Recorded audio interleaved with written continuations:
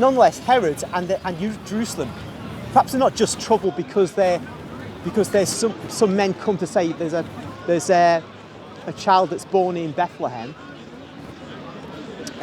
The people of Jerusalem may be troubled because this is around the time when it's understood by prophecy amongst the people that the Messiah would appear.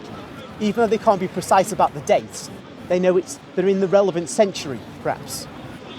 So anyway, what is it that tells us that they would be troubled around that time that the Messiah might be appearing? Not just the place he would appear, but around the time.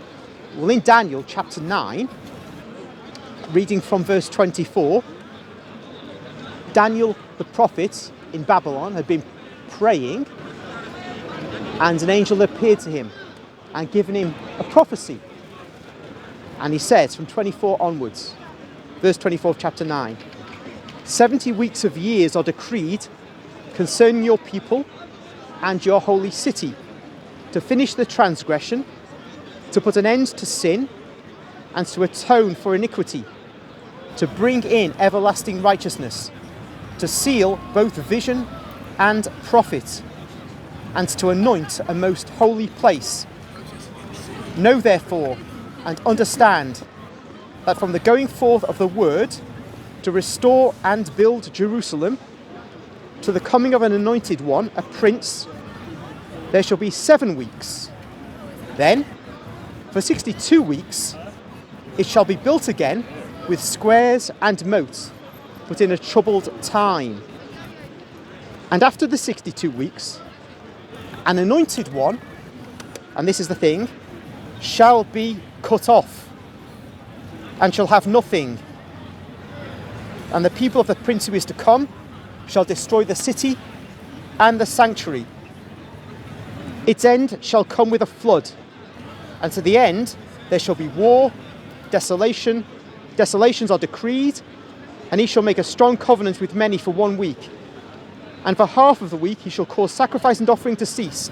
And upon the wing of abomination shall come one who makes desolate until the decreed end is poured out on the desolator.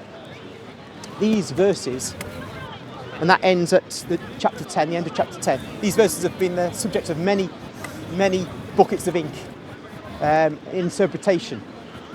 But worthy of note is that the anointed one is cut off. And when it says weeks, the common understanding refers to weeks of years. So a week here will be 7 years, each day standing for a year. 7 weeks will be 49 years.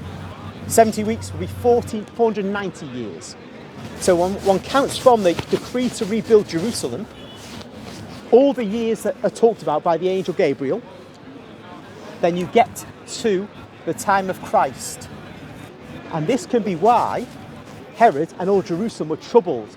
Not only that there's a king to be born in Bethlehem, as Micah prophesies, but it's around the time the Messiah is expected, as Daniel, the book of Daniel prophesies, by the vision given to him by the angel Gabriel.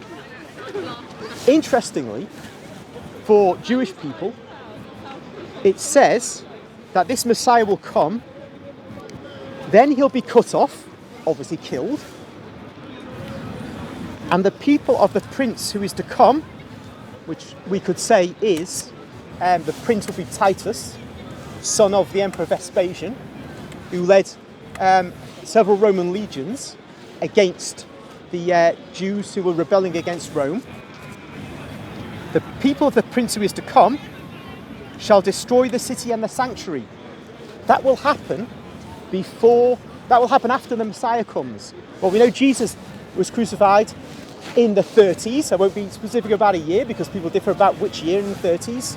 33 is commonly accepted by the Catholic Church, 30 by others. There's a reason to take 34. Sir Isaac Newton thought of 34. I'll give a reason for 34 on another occasion.